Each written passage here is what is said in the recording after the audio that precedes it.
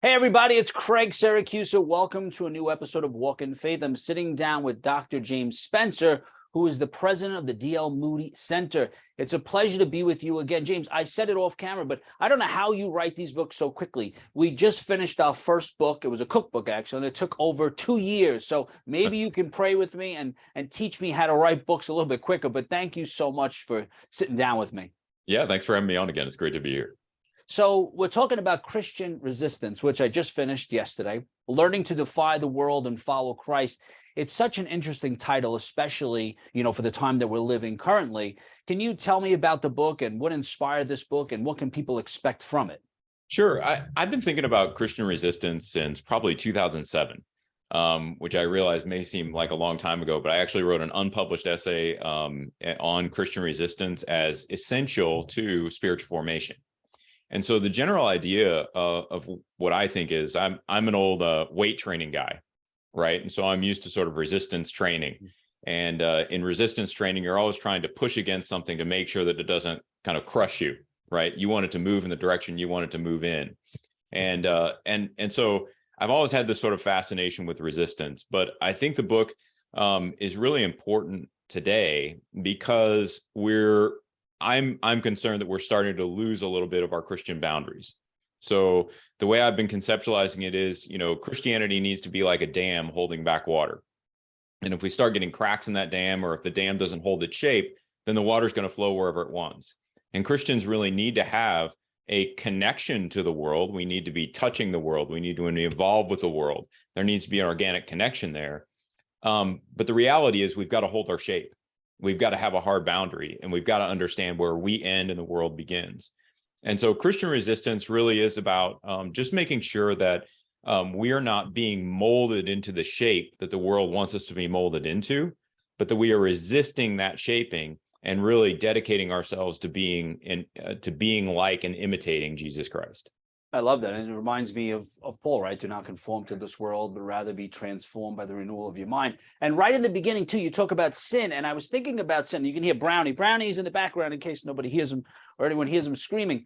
But right in the beginning, we hear about sin. And if you could define sin, I mean, obviously we know what sin is, but if you look into the way society, it's sort of they've redefined sin to fit their own personal lifestyle. And that goes for Christians as well. I mean, when I see certain things, I'm like, this is obviously goes against, the truth. So what has changed? Like how, and can you define sin? And have you noticed in society that sin is sort of taking on this new sort of definition?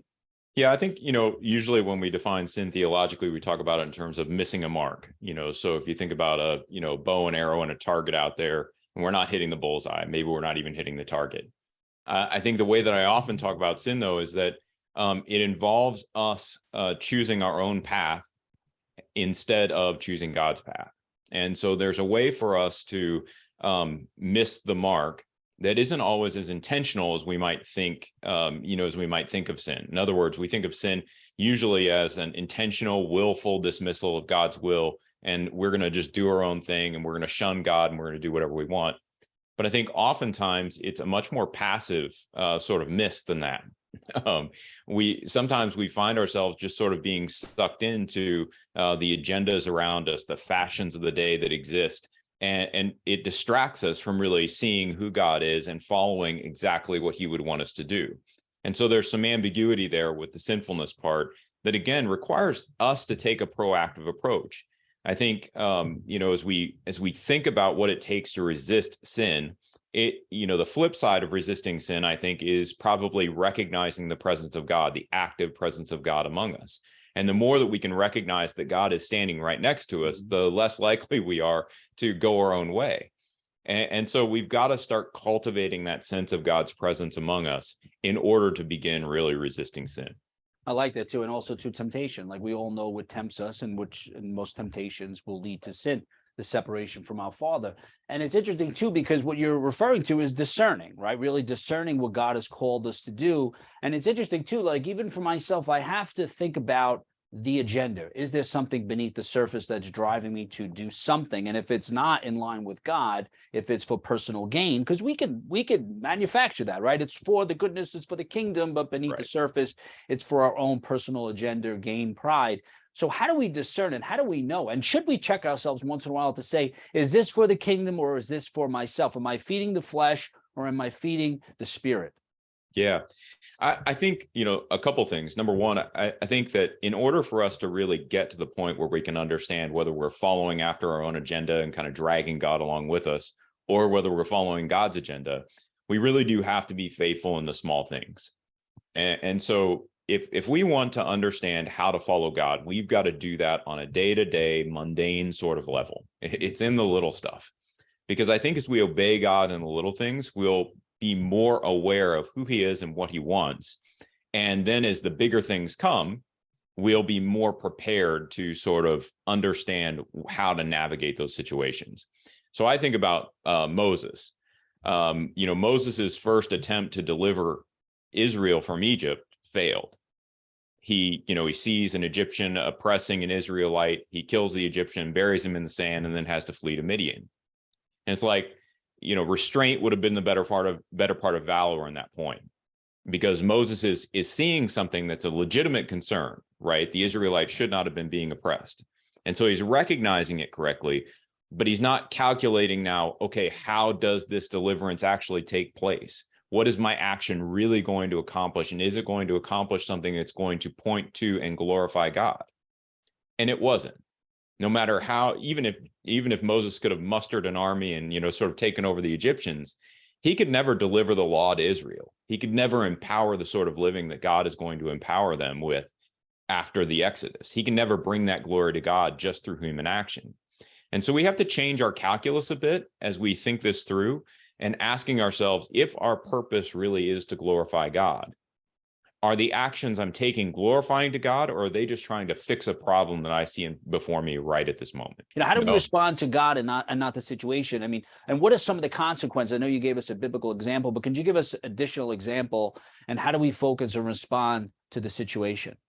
Yeah, I think one of the stories that I often like to tell is my son, my wife, and I moved up to Chicago when he was in second grade. And so we were on Michigan Avenue, and he was we had moved up from a rural town. And so he was used to running ahead of us on the blocks, right? And, rural Illinois, there's not a whole lot going on. Like, you can run ahead and you're not going to run into much. But on Michigan Avenue, there's all these sort of people, and they're texting while walking, they're jostling him around, they're shoving him to the side, and he's just you can watch him. I mean, he's jumping around trying to dodge people and dip around. So I watched it for a while. I called him back to me and I just said, hey, just walk next to me, bud. Mm-hmm. So I'm, at the time I was 6 foot 250. I wasn't bullying my way down the sidewalk, but people notice me more than they're going to notice a second grader. And so when he walks next to me, he can walk as if he is 6 foot 250. And I think, that's not a concrete example, but it gives an illustration of what it is to walk with God. When we walk with God, we can walk through life differently than if we're walking on our own. When we walk on our own, we have to make moves. We have to maneuver because we're constantly dealing with our own capacities, and we're only responding to what we think we can deal with at the time. We have to be afraid of certain things. We have to be activated by certain things. We feel like we have to take care of certain things. And so, but when we walk next to God, that's not a problem. And so I think, a couple of just real life examples that I would share. I have a pretty busy packed schedule. We were kind of talking schedules before we came on here too. And I'll get really frustrated when I'm late. Yeah. Like traffic in the car is my worst. I am the worst version of myself, I think, in the car in traffic. Right. and it's like, I have to get where I'm going. Right. And so the situation is now that all these cars in front of me are slowing me down from getting to where I'm going. And I get angry and I get impatient and I get frustrated. And, occasionally I have a critical thing to say about somebody else's driving. Right. It would probably be me. I drive very slow. and, at the end of the day, it's like, it's just time. It's time that God, I think, is trying to sort of slow me down. Maybe God's trying to teach me something in this moment. And if I envision God in the passenger seat next to me, would I really be saying what I was saying? Would I really be feeling how I was feeling? Would I really be thinking the way I'm thinking? Because at the end of the day, our lives aren't driven by the agendas we set or the schedules we put in place. They're driven by God. And God has a way of exploding our schedules if we'll just let him. Mm. And so that's a more concrete example where, we can let our schedules, literally our agendas, sort of step in and distract us from really what God may be trying to do with us in a given situation. Wow, I like that too. Good, but if you think about too in society, like we talk about time as the most important commodity, right? Where we talk about time, and we're taught in society to sort of pack our schedule. But when you discern and you think about, like you said, like, is this really part of God's plan? Is this part of my plan? You have to decide between the two, but then time becomes sort of different. Like the story of Martha that you use, where we see that Martha is not in the moment, right? Only a few things are necessary. Like that passage alone, for me personally, has really put my life in perspective. So when an opportunity comes along, I have to first discern, is this from God? Is this going to take away from what God is calling me to do? Or is this going to really exist for myself? And I think about that often, but also when I am in the car and I do drive slow, what I think about too is when I'm in traffic, I think about there is a reason. And I use that time wisely to say, whether it's pray, discern, listen to a podcast, so I'm not overly frustrated, because I believe we live in New Jersey and going to Brooklyn, there are a lot of traffic that we compete with. So I'm still working on that one, but I appreciate that. And I'm still trying not to be the worst version of myself in the car. So yeah, I don't think it's probably that bad. If you live in Brooklyn, you'd see some of the hectic driving. So it's probably not that bad. But we talk about society and stuff like that, and the book talks a lot about that towards the end of it. Just you see that just God in general has been removed from society, whether it's prayer, right? Banning prayer, certain laws have been changed. Now, this didn't just happen overnight. What has taken place over, say, the last 10, 15 years where we start to see God as being removed from society? I think a number of different things have happened. Where there's two, though, that I'll highlight.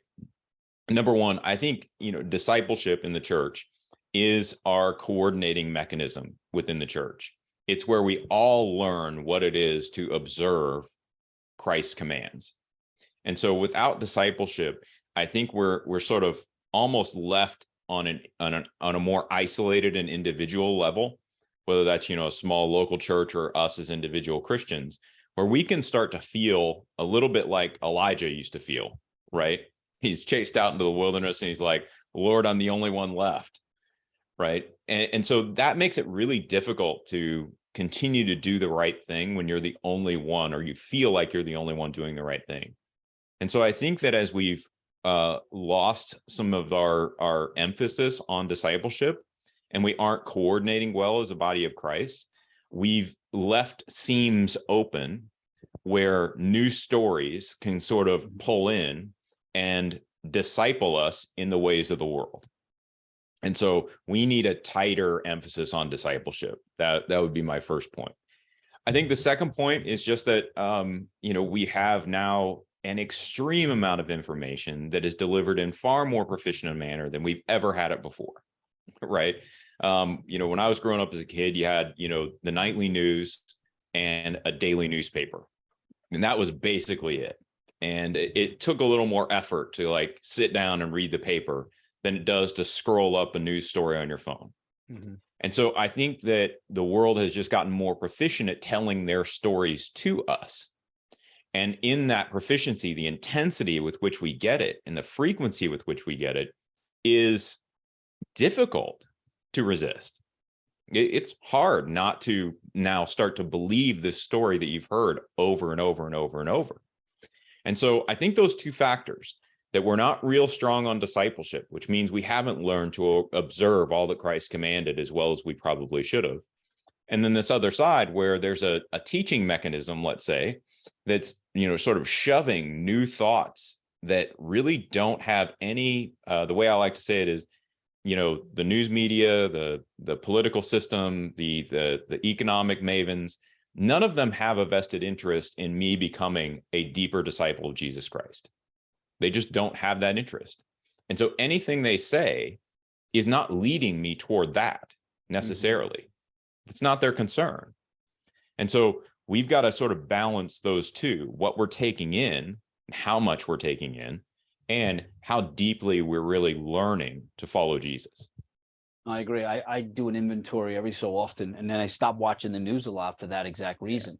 But then when I watch my son, he's 7, and I look at some of the role models or some of the people that they emulate, right? And they look at, some of these, whether it's social media or whatever station he's watching, which we do monitor what he watches, but it's hard because the message that is constantly being filtered to these kids is bringing them further away from Christ. So I think about Jesus as a role model, then I compare him to some of his characteristics or attributes that you see on social media, and I'm like, this is not the role model that we followed or that we should be following, but this is what society, in a sense, has sort of is pushing onto this new generation. And you said something very interesting. It says about, we're committed to being a disciple of Christ rather than being a good or moral person. And you hear that all the time. I'm a good person. And in a sense, they're creating their own theology or their own religion by saying that I'm a good person, therefore I don't have to follow, or I do follow, but they create their own sort of religion. And you see that all the time in society, especially when they call themselves spiritual. So when you wrote that in your book, can you explain the difference between being a follower of Christ or, say, just a good and moral person? Yeah, I mean, I think last year, I think it was a Trafalgar Group study came out, and I think it was somewhere in the 70% of people said that the moral lessons of Passover and Easter were necessary to preserve a strong United States. And so I read that and I said, okay, I understand where people are coming from, that there's a moral framework that everybody believes probably needs to be there in order for the United States to remain strong. I disagree that those moral lessons really and truly come from the Passover and Easter story without doing some sort of disservice to those stories. And so if we just take that as an example, Easter isn't Easter without the resurrection. It just isn't. And so to believe in Easter and to gain anything real from that story, it all pivots on the resurrection. If I pull the resurrection out and just say, well, let's look at how Jesus was moral in this story, that's a very different thing that we're doing now. In a very subtle way, we are deciding that the resurrection doesn't matter and that I can choose my own path and develop my own sort of moral standing that is going to be sufficient for life, maybe for standing before God, for any number of different things. And the reality is that as Christians, we know that those two can't really be pulled apart, that Christ is crucial to what it means to be Christian. And so just being moral, just being good, just being nice, that's not the thing. These are supposed to derive from our love for God. There's a reason that I think the greatest commandment is love the Lord your God with all your heart, with all your soul, and with all your strength. And the second, which is like it, is love your neighbor as yourself. And it's because, number one, I don't think they can be teased apart. And number two, I think one flows from the other. And so that's what I really mean by that. I think there's a tendency for us to be a little too easy when we talk about the Bible and just say, well, it's a good moral lesson. It's like, no, it's not just a good moral lesson, right? Maybe it has some insights that people could use for morality if they want to reject Jesus. But at the end of the day, the Bible doesn't just have good moral lessons. It has a gospel and a message that is tied up with this great person and the work that he did on the cross for us. And so separating those two, I think, is really challenging. I agree. And I even see that within my own family. If I suggest someone to, say, go to mass, and they'll say something, well, I have my own relationship, or I have they all talk about their own relationship with God, the way they communicate. Yeah. But it's interesting too, when I read a lot and I do a lot of research, and I see a lot of families that don't go to church, and I always question why. And it's usually, and you mentioned in the book, it's usually sports. It's some other obligation on Sunday. And I remember as a kid, I don't remember having sports on Sunday. But it's interesting when I'll say to them, like, you need to go to mass, and I try to use the example of visiting a parent, right? You need to be I can't just Zoom and speak to my parents through the internet. I need to be present with them, right? It brings me a sense of peace. And they'll say, well, I don't have the time. And it's not that they don't have the time, it's that it's not important to them. they don't find it to be necessary for whatever reason. And you see that that's going, I mean, it's following down the line to where kids now, especially in the Catholic Church, are not being confirmed. They're not getting married in church. It's not important to them. So when a parent says to me, well, my son or daughter doesn't go to church anymore, and I'm saying, well, you're setting the example. It's the domestic church, and they want to know why their kids don't go to church, because they don't find it to be important. It's not important to them. I mean, it's an epidemic across all religions. And it's not just the Catholic, the Christians. We see this everywhere. I mean, in the Amish, I mean, it goes down the line. Right. What is happening? What has changed? And can we reverse this? I think we can. I mean, I think there's part of it that, number one, I think when kids get to a certain age in adolescence, they're always going to rebel. And so I'm never too concerned when I see, like if my kids don't want to go to church on a Sunday or something like that. It's like, okay, you're just pushing back a little bit, and I get it. And we work through that. So I think there's that aspect. But I do think we just aren't as intentional as we need to be about this. We're not as intentional when we talk about certain things. And two, we're not intentional when we make big life decisions. So my son is looking at colleges right now. And one of the things I've always counseled parents to do when their kids are looking at colleges is not just to go look at a college, but look at churches in the area.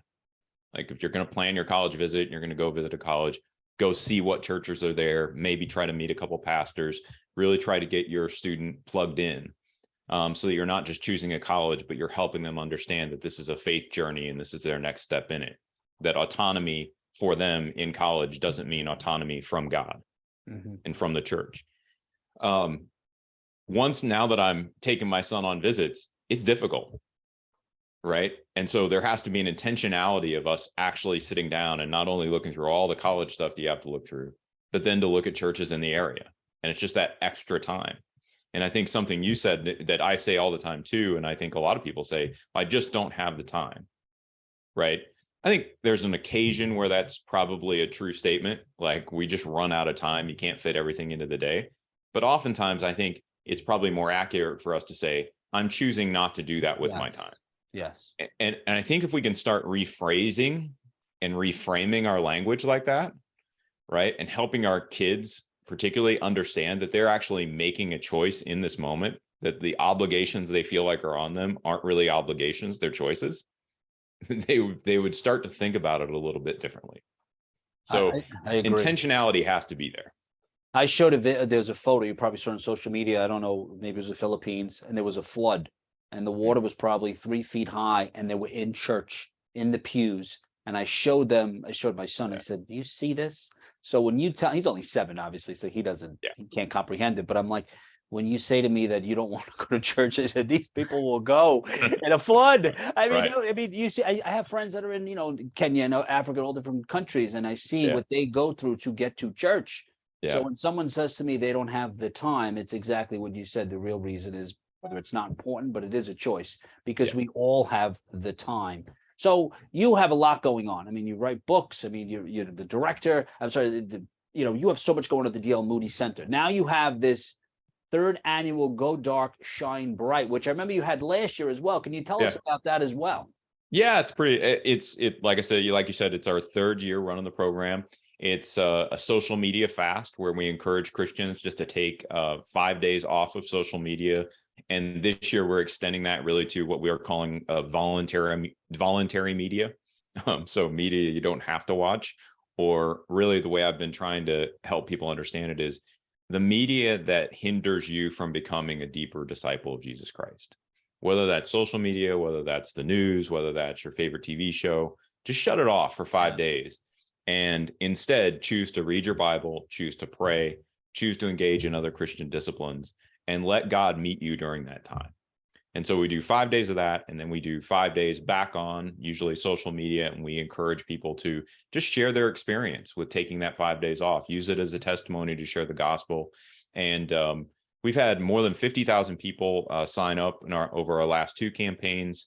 We're getting close to 10,000 so far for this year, and the campaign starts in May. And so we're looking forward to just seeing what God will do with folks who are willing to set aside the distractions and focus in on Him.